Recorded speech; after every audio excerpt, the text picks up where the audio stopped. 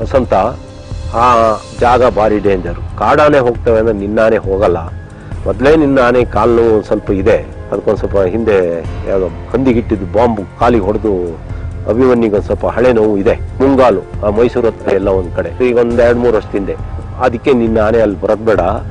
ಈಗ ಏನು 4 ಜನ ಸಾಯಿಸಿದ್ದು ಆನೆ ಉಂಟಲ್ಲ, ಅದು ಭಯಂಕರ ಸ್ಟ್ರಾಂಗ್ ಇದೆ. ಅದು ಒಂದು 5-6 ಟನ್ನಿಗೆ ಏನು ಕಡಿಮೆ ಇಲ್ಲ. ನಿನ್ನ ಆನೆ ನೀನು ಉಳಿಸ್ಕೊಳ್ಳೋದು ಕಷ್ಟ ಆಗ್ತದೆ.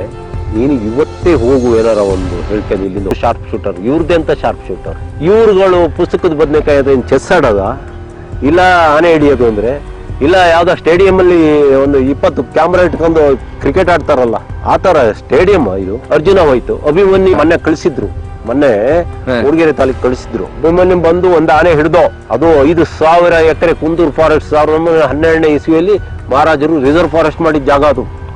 ಭಯಂಕರ ಕಾಡು, ಆನೆಗಳಿದೆ ಕಾಡು. ಆನೆಗಳಿದೆ ಕಾಡಲ್ಲಿ ಮನುಷ್ಯರು ಸಾಯಿಸಿಲ್ಲದ ಆನೆ, ಪಾಪದೊಂದು ಆನೆ ಹಿಡಿದು ಇವ್ರು ಜಮಾ ಮಾಡಿರು, ಹಿಡಿದು ನಾವು ಆನೆ ಅಂತ. ಇತ್ಲಾಗೆ ಬರ್ತಾ ಇದೆ, ನಮ್ ಮದ ಬಂದಿದೆ, ದೊಡ್ಡ ಆನೆ ಹೊಡೀರಿ ಸ್ಯಾರ್ ಅಂತ. ಬರ್ಲಿ ಬರ್ಲಿ ಬರ್ಲಿ ಅನ್ಕಂತ ಸುಮ್ಮನೆ ಕುತ್ಕೊಂಡ್ರಿ. ಇವ್ರು ಸಾಕಿದ್ದಾನ ಅಂತ ತಿಳ್ಕೊಬಿಟ್ಟಾರೆ. ಅಲ್ಲೋಗಿ 40 ಆನೆ ಮಧ್ಯೆ ಒಂದು ಪಾಪದ ಹೆಣ್ಣಾನೆ ಹೊಡೆದಂಗ ಅಲ್ಲ, ಹೆಚ್ಚು ಕಡಿಮೆ 100 ಮೀಟರ್ ದೂರದಿಂದ ಅರ್ಜುನ ಸೊಂಡ್ಲಲ್ಲಿ ಹಿಂಗೆ ಹಿಡಿದು ವಾಸನೆ ಹಿಡಿತಾ ಇದೆ, ಹಿಂಗೆ ಹಿಂಗೆ ಹಿಂಗೆ ಅಂತ. ಅದು 100 ಮೀಟರ್ದಿಂದ ಇವ್ರ ಮಾತನ್ನೆಲ್ಲ ಕೇಳಿಸ್ಕೊಂಡು 100 ಮೀಟರಿಂದ ಅದೇ ಬಂದು ನಿತ್ತಲಿಗೆ ಬಂದು ಗುದ್ದಿತ್ತು. ಆನೆಗೆ ಯಾವತ್ತು ತಲೆಯಿಂದ ಹಿಂದೆ ಸಾಮಾನ್ಯಕ್ಕೆ ಮುಂಗಾಲು ಕಿವಿ ಆ ಸಮದಲ್ಲಿ ಹೊಡೆದ್ರೆ ಆನೆ ಸಿರಿನ ಕಿತ್ತೆಸಿತದೆ. ಯಾವತ್ತು ಆನೆಗೆ ದಾಟ್ ಮಾಡೋದಾದ್ರೆ ಸೊಂಟ ಇಲ್ಲ ಹಿಂದ್ಗಡೆ ತೊಡೆಗೆ ಹೊಡಿಬೇಕು. ಕಿತ್ತೆಸೀತದ ಸೊಂಡ್ಲಲ್ಲಿ ಕಿತ್ತೆಸೀತೆ. ಅಲ್ಲಿ ಸುಮಾರು RRT ಇವರು ಎಲ್ಲ ಹುಡುಗರು, ETF ಹುಡುಗರು ಒಂದು 25 ಜನ ಇದ್ರು. ನಾನು ಅವ್ರನ್ನ ಇಲ್ಲಿ ಕರ್ಕೊಂಡ್ ಬಂದೆ ನನ್ನ ಗಾಡಿಯಲ್ಲಿ. ಅರ್ಜೆಂಟ್ ಸಾಕಾನೆಗಳನ್ನ ತಂದಿದ್ದೆ ಇಲ್ಲಿಗೆ. 12:30-1 ಗಂಟೆ ಆಯ್ತು ಇಲ್ಲಿಗೆ. ಅಲ್ಲಿಂದ ಬರಬೇಕು. ಈ ಕ್ಯಾಂಪ್ ಇದ್ದಿದ್ದು ಬೇಲೂರು ಹತ್ರ, ಬಿಕ್ಕೋಡ ಹತ್ರ. ಅಲ್ಲಿಗೂ ಇಲ್ಲಿಗೂ ಒಂದು 40ರಿಂದ 50 ಕಿಲೋಮೀಟರ್ ಆಗ್ಬಹುದು. ಆ ಆನೆಗಳನ್ನ ಅಲ್ಲಿಂದ ಲಾರಿಯಲ್ಲಿ ತಂದಿದ್ದು. ಇವ್ರಿಗೆ ಹೆಂಗೆ ಅಂದ್ರೆ ಇವ್ರಿಗೊಂಥರ ಆಟ ಆಗಿದೆ. ಆನೆಗಳದ್ದು ಸಮಸ್ಯೆ, ಲಾರಿಯಲ್ಲಿ ತರೋದು ಅವೇನು ಇವ್ರಿಗೆ ಅದು ಯೋಚನೆ ಇಲ್ಲ. ಏನು ಅದನ್ನ ಹಿಡಿದು ನೆಕ್ಸ್ಟ್ 1 ದಿವಸ 2 ದಿವಸ ಇದಕ್ಕೆ ನುಗ್ಬೋದಿತ್ತು. ಕರಡಿನ ಹಿಡಿದು ಈಗ ಕರಡಿಯಲ್ಲಿ ತುಂಬಾ ತೊಂದರೆ ಕೊಡ್ತಾ ಇದೆ ಆ ಭಾಗದಲ್ಲಿ. ಅದು ಬೇಲೂರು ಮತ್ತೆ ಬಾರ್ಡರ್ ಅಲ್ಲೇ ಮೂಡಿಗೆರೆ ತಾಲೂಕು ಆ ಭಾಗದಲ್ಲಿ ಇದೆ. ಇವ್ರು ಕರಡಿನ ಹಿಡಿಲಿಲ್ಲ. ಕರಡಿ ಈಗ ಆರಾಮಾಗಿ ಓಡಾಡ್ತಿದೆ. ಈ ಆನೆಯಿಂದ ಕರಡಿ ಈಗ ಜೈಲಿಗೆ ಹೋಗೋದು ತಪ್ಪಿತು. ನೀವು ಈ ಕಾಡಿಂದ ಒಳಗೆ ಹೊರಟ್ರ, ಒಂದು 5-10 ನಿಮಿಷ ನಡ್ಕೊಂಡು ಹೋದ್ರ. ನಡ್ಕೊಂಡು ಹೋದ ಕೂಡಲೇನೆ ಆನೆ ಕಾಣಿಸ್ತಾ ಅಥವಾ ಇವ್ರು ನಿಂತ್ರ, ಏನೋ ಕನ್ಫ್ಯೂಷನ್ಸ್ ಆಯ್ತು. ಆನೆ ಕಾಣಿಸ್ತು. ಅಲ್ಲೇ ನೀವು ನೋಡ್ಬೋದು, ಅದು ಚಿಕ್ಕದು ದೊಡ್ಡದು, ನೀನ್ ಹೊಡಿ ಅಂತ ಇಬ್ಬರಳೆ ಮಾತಾಡ್ತಾ ಇದ್ರು. ಅಷ್ಟೊತ್ತಿಗೆ ಮಾವುತ ಅಂದ, ಇತ್ಲಾಗೆ ಬರ್ತಾ ಇದೆ, ಮದ ಬಂದಿದೆ, ದೊಡ್ಡ ಆನೆ ಹೊಡೀರಿ ಸ್ಯಾರ್ ಅಂತ. ಬರ್ಲಿ ಬರ್ಲಿ ಬರ್ಲಿ ಅನ್ಕಂತ ಸುಮ್ಮನೆ ಕುತ್ಕೊಂಡ್ರಿ. ಇವ್ರು ಸಾಕಿದ್ದಾನ ಅಂತ ತಿಳ್ಕೊಬಿಟ್ಟಾರೆ. ಅಲ್ಲೋಗಿ 40 ಆನೆ ಮಧ್ಯೆ ಒಂದು ಪಾಪದ ಹೆಣ್ಣಾನೆ ಹೊಡೆದಂಗ ಅಲ್ಲ. ಕಾಡಾನೆಗಳು ನೋಡಿ ಸಾಕಾನೆ ಮೇಲೆ ಕುತ್ಕೊಂಡು ಹೋದಾಗ ಅಲ್ಲಿ ಹೆಣ್ಣಾನೆಗಳು ಮರಿಗಳು ಅಲ್ಲೆಲ್ಲ ಹಿಂಗೆ ತಲೆ ತಗ್ಗಿಸ್ಕೊಂಡು ಆ ಕಡೆ ಈ ಕಡೆ ಓಡಾಡ್ತವೆ. ಬೇರೆ ಗಂಡಾನೆ ಬಂತು ಮನುಷ್ಯರು ಕೂತಾರೆ ಅನ್ಕೊಂಡು. ಅಲ್ಲಿ ಅವು ನಿಸ್ಸಾಯಕ, ಅವು ಅದ್ರೊಳಗೆ ನುಗ್ಗಿ ಇವ್ರಿಗೆ ಒಂದ್ 2-3 ಹೆಣ್ಣಾನೆ ಹೊಡೆದ್ ಬಿಟ್ರಲ್ಲ, ಅದೇ ತರ ಇಲ್ಲಿ ಅಂತ ತಿಳ್ಕೊಂಡ್ರು. ಹೆಚ್ಚು ಕಡಿಮೆ 100 ಮೀಟರ್ ದೂರದಿಂದ ಅರ್ಜುನ ಸೊಂಡ್ಲಲ್ಲಿ ಹಿಂಗೆ ಹಿಡಿದು ವಾಸನೆ ಹಿಡಿತಾ ಇದೆ, ಹಿಂಗೆ ಹಿಂಗೆ ಹಿಂಗೆ ಅಂತ. ಅದು 100 ಮೀಟರ್ದಿಂದ ಇವ್ರ ಮಾತನ್ನೆಲ್ಲ ಕೇಳಿಸ್ಕೊಂಡು 100 ಮೀಟರಿಂದ ಅದೇ ಬಂದು ನಿತ್ತಲಿಗೆ ಬಂದು ಗುದ್ದಿದ್ದು. ಇವ್ರೇನು ಹುಡ್ಕೊಂಡು ಹೋಗ್ಲಿಲ್ಲ. ಹೊಡೆಯೋದಾಗಿದ್ರೆ ನೋಡಿ, ಡಾಕ್ಟರ್ ರೈಫಲ್ ಅಲ್ಲಿ ಇದ್ದಿದ್ದು ಎಟಾಫಿನ್ ಹೊಡೆದ್ರೆ 15-20 ನಿಮಿಷಕ್ಕೆ ಅಷ್ಟು ಬೇಡ, 10 ನಿಮಿಷಕ್ಕೆ 15 ನಿಮಿಷಕ್ಕೆ ಆನೆ ಪಲ್ಟಿ ಹೊಡಿತದೆ. ಅವಾಗ ಅರ್ಧಕ್ಕರ್ಧ ಅದರದ್ದು ಸ್ಟ್ರೆಂತ್ ಹೋಗ್ತದೆ. ಅರ್ಜುನ ಹೊಡೆದು ಬಿಸಾಕ್ತದೆ. ಹೊಡಿಲಿಲ್ಲ ಇವರು. ಚಿಕ್ಕದಾದ್ರೆ ದೊಡ್ಡದಾದ್ರೆ ಏನು ಇವ್ರು ಸಾಕಿದವ ಆನೆ ಸರಿ. ಇವ್ರಿಗೆ 8-9 ಆನೆ ಹಿಡಿಯಕ್ ತಾನೆ ಪರ್ಮಿಷನ್ ಕೊಟ್ಟಿದ್ದು. ಹೊಡೆದೇ ಇದ್ದು 2 ಆನೆ ತಂದಾಗ ಅಲ್ಲಿ ತಮಿಳುನಾಡು ಬಾರ್ಡರ್ ಬಿಟ್ಟಿದ್ದು. ಅದರಲ್ಲಿ 3 ಹೆಣ್ಣಾನೆಗೆ ರೇಡಿಯೋ ಕಾಲರ್ ಹಾಕಿತ್ತಾನೆ. ಇನ್ನು ಬಾಕಿ ಇದ್ವು ಅಲ್ಲ, ಆ ಲೆಕ್ಕಕ್ಕೆ ಸೇರಿಸ್ಬೋದಿತ್ತಲ್ಲ ಇವರು. ಹಾಗೆ ಪರ್ಮಿಷನ್ ಇಲ್ಲ ಅಂತ ಇವ್ರದ್ದು ಪರ್ಮಿಷನ್ ಏನಲ್ಲ, ಚಿಕ್ಕದು ಅಂತ. ಯಾವನ್ನು ನನ್ನ ಇತಿಹಾಸದಲ್ಲಿ ನಾನು ನೋಡಿಲ್ಲ. ನಾನು ಸಾಮಾನ್ಯಕ್ಕೆ 2000ನೇ ಇಸ್ವಿಯಿಂದ ಆನೆ ಹಿಡಿಯ ಹೋಗ್ತಾ ಇದ್ದೀನಿ. ಆನೆ ಎದುರಿ ನಿಲ್ಸ್ಕೊಂಡು ಅದು ಮದ ಆನೆ ಆದ್ರೂ ಇವ್ರ ಮನೆ ನೀನ್ ನೋಡಿ ನಾನ್ ಹೊಡಿತೀನಿ ಅನ್ಕೊಂಡು ಚರ್ಚೆ ಮಾಡೋದು ಉಂಟಲ್ಲ, ಇದು ಮೂರ್ಖತನ. ಯಾಕೆ ಅಂದ್ರೆ ಮದ ಆನೆ ಇದರಲ್ಲಿ ಯಾರು ವಾದ ವಿವಾದ ಮಾಡ್ತಾರ. ಅದೇ ವೆಂಕಟೇಶ ಇದ್ರೆ ಕೆಲವೇ ಸೆಕೆಂಡ್ ಅಲ್ಲಿ ಇಳಿದು ಹೋಗಿ, ಇಲ್ಲ ಅಂದ್ರೆ ಅಲ್ಲೇ ಹೊಡೆದಾಕ್ತಿದ್ರು ಅದನ್ನ. ಇವರು ಆನೆ ನಿಲ್ಸ್ಕೊಂಡು ಚರ್ಚೆ ಮಾಡೋದು, ಆನೆ ಬಂದು ಹೊಡೆದ ಕೂಡಲೇ ಇವರು ಮೊಬೈಲ್ಗಳು ಎಲ್ಲ ಏನೇನಾದು ಮಿಸ್ಫೈರ್ ಆಯ್ತು. ಅದನ್ನ ಅಲ್ಲಿವರೆಗೆ 100 ಮೀಟರ್ ಆನೆ ಬರಕ್ ಬಿಟ್ಕೋಬೇಕಿತ್ತ? ಕಾಸಲ್ಲ ಹೊಡಿಬೋದಲ್ಲ, ಆನೆ ಹಿಂಗ್ ಹಿಂಗ್ ಎದುರಿಗೆ ಬರ್ತಾ ಇರ್ಬೇಕಾರೆ ಈ ಕಡೆಯಿಂದ ಆನೆ ತಗೊಂಡೋಗಿ ಬಾರಿಸ್ಬೋದಲ್ಲ. ಈಗ ತಲೆಗೆ ಬೀಳ್ತದೆ, ಬೆನ್ನಿಗೆ ಬೀಳ್ತದೆ ಅಂದ್ರೆ ಆನೆಗೆ ಯಾವತ್ತು ತಲೆಯಿಂದ ಹಿಂದೆ ಸಾಮಾನ್ಯಕ್ಕೆ ಮುಂಗಾಲು ಕಿವಿ ಆ ಸಮದಲ್ಲಿ ಹೊಡೆದ್ರೆ ಆನೆ ಸಿರಿಂಜ್ನ ಕಿತ್ತೆಸಿತದೆ. ಯಾವತ್ತು ಆನೆಗೆ ಡಾಟ್ ಮಾಡೋದಾದ್ರೆ ಸೊಂಟ ಇಲ್ಲ ಹಿಂದ್ಗಡೆ ತೊಡೆಗೆ ಹೊಡಿಬೇಕು. ಕಿತ್ತೆಸಿತ್ತದು ಸೊಂಡ್ಲಲ್ಲಿ ಕಿತ್ತೆಸೀತೆ. ಸೊಂಡ್ಲಿಗೆ ಸಿಕ್ಕ ಅಂತ ಜಾಗದಲ್ಲೆಲ್ಲ ಹೊಡೆದ್ರೆ ಅದು ಕಿತ್ತೆಸೀತದೆ. ಅದರಿಂದ ಸಮಸ್ಯೆ ಜಾಸ್ತಿ. ಅರ್ಧ ಮೆಡಿಸಿನ್ ಹೋಗಿರ್ತದೆ, ಇಲ್ಲ ಹೋಗ್ದಲ್ಲೇ ಇರಬಹುದು. ಅದಕ್ಕೆ ಹಿಂಭಾಗಕ್ಕೆ ಸೊಂಟಕ್ಕೆ ಹೊಡಿಯೋದು. ಅವಾಗ ಸೊಂಡ್ಲು ಅಲ್ಲಿವರೆಗೆ ಹೀಗೆ ಮಾಡಕ್ ಅದಕ್ಕಾಗಲ್ಲ. ಇವರೆಲ್ಲ ಒಳಗೆ ಆಮೇಲೆ ಬಂದ್ರ ಅಥವಾ ಇಲ್ಲೇ ಕೂತ್ಕೊಂಡಿದ್ರ? ಇಲ್ಲೆಲ್ಲ ಚೇರ್ ಹಾಕೊಂಡ್ ಕೂತ್ಕೊಂಡವ್ರ? ಚೇರ್ ಹಾಕೊಂಡು ಕೂತಾರು, ಬಹುಶಃ ಇಲ್ಲೇ ಇದ್ರು ಅಂತ ಕಾಣ್ತದೆ. ಆಮೇಲೆ ಇವ್ರಿಗೆ ಮೆಸೇಜ್ ಬಂದ್ಮೇಲೆ ಬಹುಶಃ ಇವರು ಒಳಗೋಗಿಲ್ಲ. ಬಹುಶಃ ಆನೆಗಳೆಲ್ಲ ಬಂದು ಲಾಸ್ಟಿಗೆಲ್ಲ ಮನೆ ಇದೆ, ಅಲ್ಲೇ ಪುನಃ ಅಟ್ಯಾಕ್ ಮಾಡಿ ಅವನು ಹಲ್ಲು ಮುಂಗಡೆ ಹಲ್ಲೆಲ್ಲ ಹೋಗಿದಾವೆ. ಆನೆ ಅಟ್ಯಾಕ್ ಮಾಡಿ ಅವ್ನು 99.5% ಅಲ್ಲಿ ಉಳ್ಕೊಂಡವನು. ಅವನ ಮನೆ ಹತ್ರಕ್ಕೆ ಆನೆ ಬಂದವಲ್ಲ, ಅಲ್ಲಿಗೆ ಓಡೋದ್ರು ಇವರೆಲ್ಲ. ನೀವೊಮ್ಮೆ ಅರ್ಜುನ ಆನೆ ಹಿಂದೆ ಹೋಗ್ತಾ ಇದ್ರೆ ಏನಾಯ್ತು ಕತೆ ಸರ್? ಅದು ಶಾಂತಿ ಎಸ್ಟೇಟ್ ಅಂತ ಅಲ್ಲಿ ಬಿಕ್ಕೋಡ್ ಹತ್ರ ಫಸ್ಟ್ ಅದು ಆನೆಗೆ ಅವತ್ತೇ ಫಸ್ಟ್ ರೇಡಿಯೋ ಕಾಲರ್ ಹಾಕಿದ್ದು. ಕಳೆದ ವರ್ಷ ಏಪ್ರಿಲ್ ಮೇ ಟೈಮಲ್ಲಿ ಇಲ್ಲೇ ಅದು ಓಲ್ಡ್ ಬೆಲ್ಟ್ ಅಂತ ಹೆಸರು. ಫಸ್ಟ್ ಅದಕ್ಕೆ ಬೆಲ್ಟ್ ಹಾಕಿ ಅಂದ್ರೆ ರೇಡಿಯೋ ಕಾಲರ್ ಹಾಕಿದ್ದೆ ಫಸ್ಟ್. ಅದಕ್ಕೆ ಈ ಲೋಕಲ್ ಹುಡುಗರೆಲ್ಲ ಓಲ್ಡ್ ಬೆಲ್ಟ್ ಅಂತ ಹೆಸರಿಟ್ರು. ಅದಕ್ಕೊಂದು ರೇಡಿಯೋ ಕಾಲರ್ ಹಾಕ್ಬೇಕಾರೆ ಅದ್ರೊಳಗೆ 40 ಆನೆ ಇದ್ದು. ನಾನು ಹಿಂದ್ಗಡೆನೆ ನಡ್ಕೊಂಡು ಹೋದೆ ಅರ್ಜುನ, ಯಾಕೆಂದ್ರೆ ಅದಕ್ಕೆ ಮತ ಬಂದಿತ್ತಲ್ಲ ಬೇರೆ ಆನೆ ಬರಲ್ಲ ಅಂತ. ಅದ್ರ ಮಧ್ಯದಲ್ಲಿ ಒಂದು ಸಿಂಗಲ್ ಕೋರೆ ಆನೆ ಬಂತು. ಆಮೇಲೆ ಅದಕ್ಕೆ ನಮ್ಮ 3 ಆನೆನ ನಿಲ್ಸಿ ಓಡಿಸಿರು ಮುಖ ಮಾಡಿ. ಮೊನ್ನೆನೂ ಮಾಡ್ಬೋದಿತ್ತು, ಆದ್ರೆ ಇವ್ರೊಂದು ದಿಕ್ಕಾಯ್ತು, ಅವ್ರೊಂದು ದಿಕ್ಕಾಯ್ತು. ಅದಿರ್ಲಿ, ನಮ್ಮ ಇಲ್ಲಿಂದ ಹೋಗೋ 4 ಆನೆಗಳನ್ನು ನಿಲ್ಸಿದ್ರೆ ಮುಖ ಕೊಟ್ಟು ಅದು ಬರ್ತಿರ್ಲಿ. ಅದಿರ್ಲಿ ಬಿಡಿ, ಯಾವತ್ತು ಒಟ್ಟಿಗೆ ಹೋಗ್ಬೇಕು. ಯಾಕಂದ್ರೆ ಡಾಟ್ಗಳನ್ನ ಎಲ್ಲಿ ಡಾಟ್ ಮಾಡೋದು ಯಾರು ಡಾಕ್ಟರ್ಗಳು, ಶೂಟರ್ಗಳು ನೋಡಿ. ಇದಕ್ಕೆಲ್ಲ ಶಾರ್ಪ್ ಶೂಟರ್ ಅಂತ ಹೇಳಕ್ ಆಗಲ್ಲ. ಒಂದಾನೆ ಮೇಲೆ ಕೂತ್ಕೊಂಡು ಇನ್ನೊಂದು ಆನೆ ಹೊಡೆ ಶಾರ್ಪ್ ಶೂಟರ್ ಅಲ್ಲ, ಅದು ಶೂಟರ್ ಅಷ್ಟೇ. ಶೂಟರ್ಗಳು ಎಲ್ಲಿ ಹೋಗ್ತಾರೆ, ಯಾವ ಆನೆ ಹೋಗ್ತದೆ, ಅದಕ್ಕೆ ಬೆಂಗಾವಲು ಪಡೆಯಾಗಿ ಇವ್ರು ಹೋಗ್ಬೇಕು. ಅದಕ್ಕೆಲ್ಲ ತಲೆ ಬೇಕು. ನೋಡಿ ವ್ಯೂಹ ರಚಿಸೋದು ಉಂಟಲ್ಲ ಯುದ್ಧಗಳಲ್ಲಿ. ಹಿಂದೆ ಮಹಾಭಾರತ ಯುದ್ಧದಲ್ಲಿ ಯಾವ ರೀತಿ ವ್ಯೂಹ ರಚಿಸ್ತಿದ್ರು? ಅವರೊಂದು ವ್ಯೂಹ ರಚಿಸಿದ್ರೆ ಇವ್ರೊಂದು ಮಾಡ್ತಿದ್ರು. ಅವ್ರು ಯಾವ್ದ ಸರ್ಪ ಇದ್ ಮಾಡಿದ್ರೆ ಇವ್ರು ಗರುಡ ಇದ್ ಮಾಡ್ತಿದ್ರು. ಆತರ ವ್ಯೂಹ ರಚಿಸ್ಬೇಕಾದ್ರೆ ಈ 2 ಆನೆಗಳಿಗೆ ಬೆಂಗಾವಲು ಆಗಿ ಈ 4 ಆನೆ ಹಿಂದ್ಗಡೆ ಕಳಿಸ್ಬೇಕಿತ್ತು. ಅದು ಯಾವನಿಗೂ ಗೊತ್ತಿಲ್ಲ, ಯಾರಿಗೂ ಗೊತ್ತಿಲ್ಲ. ಒಬ್ಬ ಈ ದಿಕ್ಕು ಹೋದ, 4 ಆನೆ ಈ ದಿಕ್ಕು, 4 ಆನೆ ಈ ಕಡೆ ಯಾಕೆ ಹೋಗಿದ್ದು? ಅವ್ರ ಹತ್ರ ಇದಿಲ್ಲ, ಡಾಟ್ ಮಾಡೋ ರೈಫಲ್ ಇಲ್ಲ. ಯಾರು ಟ್ರ್ಯಾಂಕ್ಲೈಸ್ ಎಲ್ಲಿ ಮಾಡ್ತಾರೆ ಅವ್ರ ಜೊತೆ ಬೆಂಗಾವಲು ಪಡೆಯಾಗಿ 4 ಆನೆ ಹೋಗ್ಬೇಕು. ನಾವು ಹೇಳಿರಿ ಈ ಫಾರೆಸ್ಟ್ಗಳು ನಮ್ಗೇ ಗೊತ್ತು ಅನ್ನೋರಂಗ್ ಮಾತಾಡ್ತಾರೆ. ಲೋಕಲ್ ಅವ್ರದ್ದು ಒಂದು ಮಾತು ಕೇಳಲ್ಲ ಇವರು. ಲೋಕಲ್ ಅವ್ರನ್ನ ಗಮನಿಸೋದು ಇಲ್ಲ. ನೋಡಿ, ಅವತ್ತು ಇಲ್ಲಿ ಆನೆ ಹಿಡಿತೀವಿ ಅಂತ ಹೇಳಿ ಸುತ್ತಮುತ್ತ ಕಾಫಿ ತೋಟ ಇದು ಎಲ್ಲ ಕಡೆನೂ ಪ್ರಸಾರ ಮಾಡಿ ಜನಗಳನ್ನೆಲ್ಲ ಮನೆ ಕಳಿಸ್ಬೇಕಿತ್ತು. ಅದೂ ಮಾಡ್ಲಿಲ್ಲ.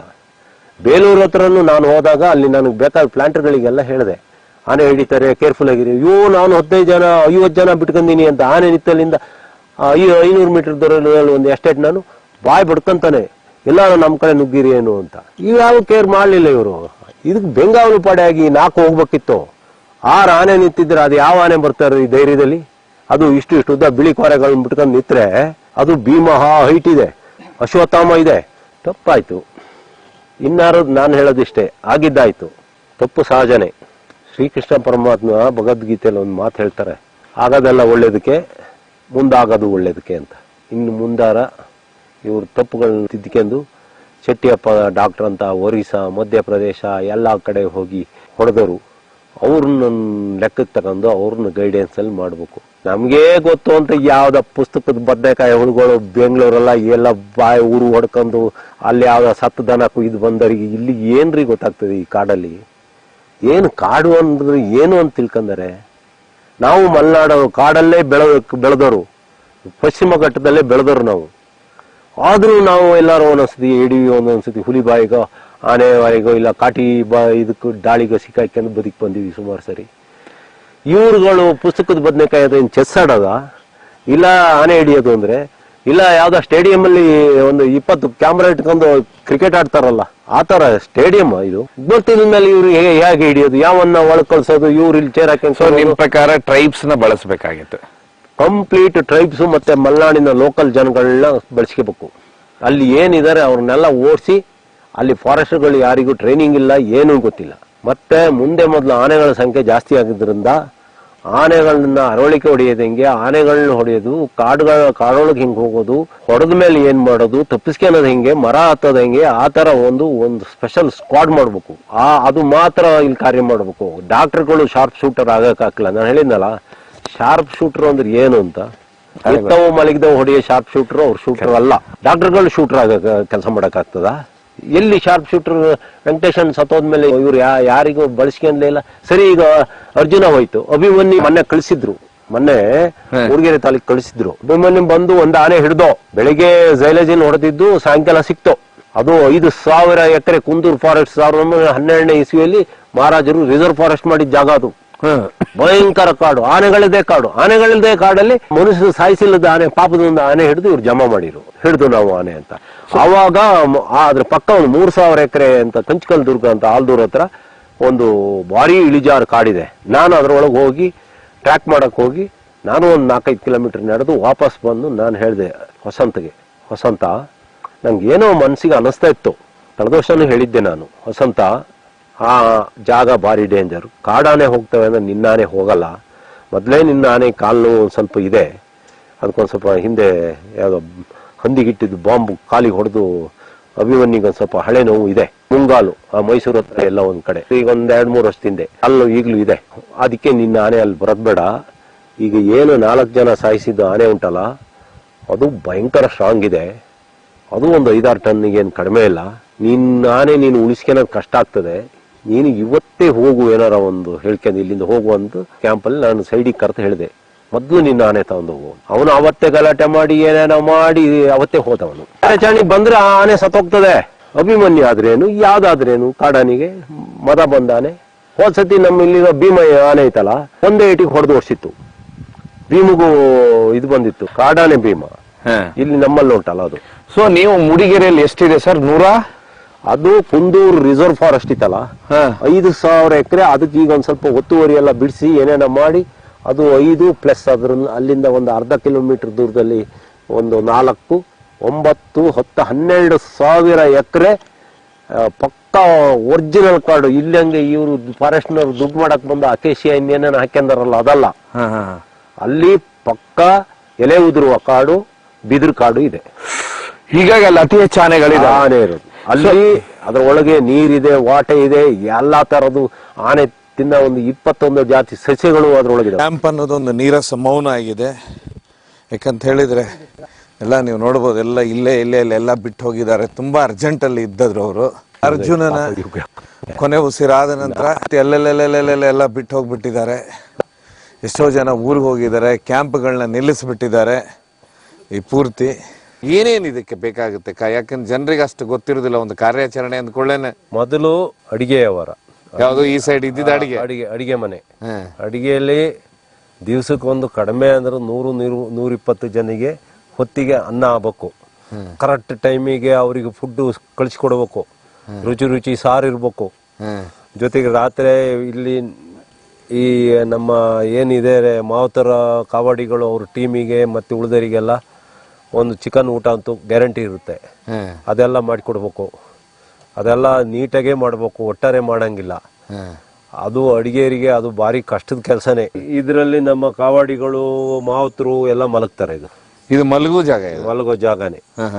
ಆಮೇಲೆ ಕೆಲವರು ಅವ್ರವ್ರ ಆನೆ ಪಕ್ಕನೆ ಹೋಗಿ ಮಲಗ್ತಾರೆ. ಯಾಕೆಂದ್ರೆ ಇಲ್ಲಿ ಈ ಕಡೆಯಿಂದ ಆನೆಗಳು ಬರೋ ದಾರಿ ಅದು. ಅಲ್ಲಿಂದ ಆ ಕಡೆ ಮುಂದೆ ವೆಸ್ಟರ್ನ್ ಘಾಟ್ಗಳು ಬರುತ್ತೆ. ಎಷ್ಟು ಆನೆಗಳು ಬರೋದೇ ಈ ಮೂಲೆಯಿಂದಲೇ ಜಾಸ್ತಿ.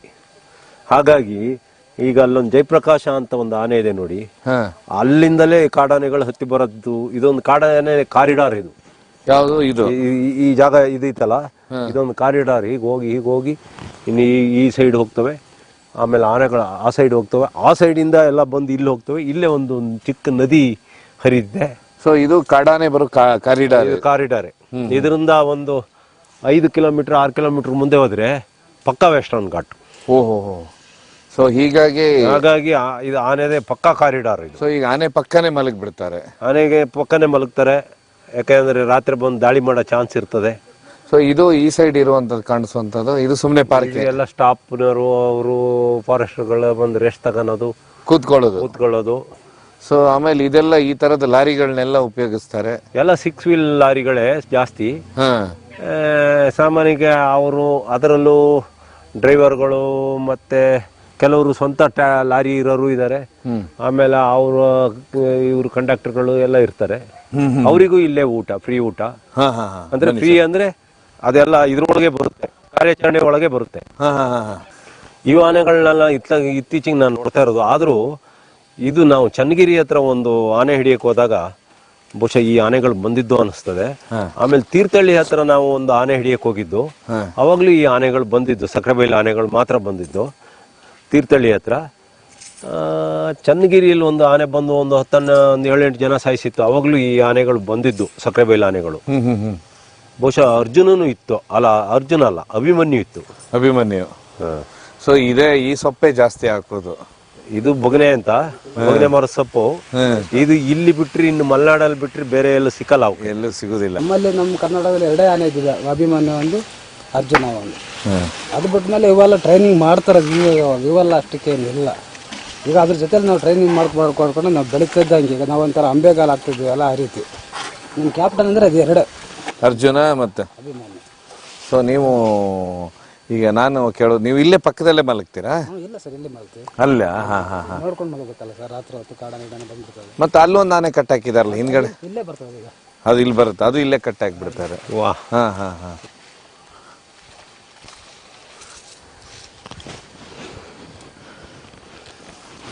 ಏನ್ ಸರ್ ನಿಮ್ಮ ಹೆಸರು? ಫಯಾಜ್ ಪಾಷಾ.